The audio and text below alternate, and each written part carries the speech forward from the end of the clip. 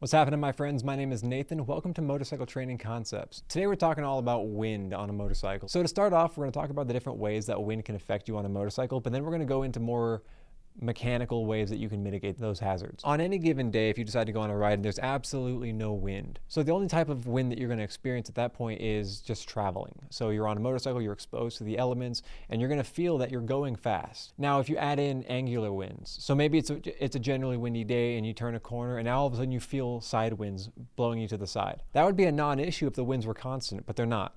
The winds are going to be in gusts and they're going to surprise you, and maybe they'll be blowing for a few seconds and then it'll just stop. And then it'll be blowing for another few seconds and then it'll just stop again. You got to basically steer into the wind to counter it, and then you're going to have to straighten the bike back up again as to not go into the oncoming lane or off the side of the road if the wind's coming the other direction. As long as that first wind gust doesn't surprise you too much and then all of a sudden you know, hey, it's windy today, I need to be prepared for this, then you can pretty much just fight the wind by turning into it as much as you can and then releasing whenever the wind stops. But there's another way that wind can get you, and that's artificial wind. So not naturally occurring wind, so maybe larger vehicles. You've got things like semi-trucks, delivery vehicles, pickup trucks, you name it, any of the bigger vehicles out there. If you pass by them going the opposite direction, they're gonna just shoot debris and dirt and wind into your direction. For the most part, you see a big truck coming, you know, okay, immediately following that vehicle, there's going to be a gust of wind that I can just tuck in and brace for, maybe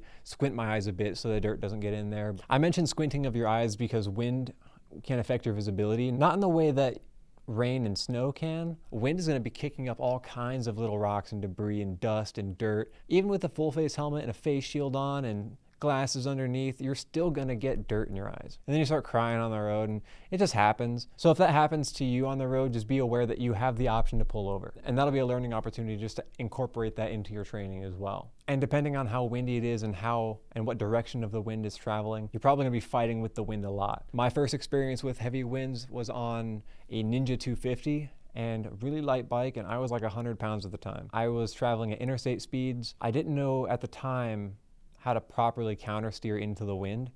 So the first time that wind hit and I was going faster than I probably should have at my skill level, and the wind started pushing me off the side of the road and I didn't know how to stop it. So I just started slowing down. That was the only thing I knew how to do at the time. If you're at that stage where in the heat of an emergency, if the only thing that you've practiced is slowing down, then do that. Because the slower you go, the less that side wind is gonna affect you. So I'm gonna keep this one short. So I'm gonna go straight into kind of preventative measures that you can do. But this was important for me to bring up because of the experience that I had with wind when I first started. I'm hoping to mitigate some of that for some of you out there. So what you're gonna wanna do to maintain control of your bike during the wind is grip the tank with your thighs, grip both hands on the handlebars, but otherwise remain pretty loose.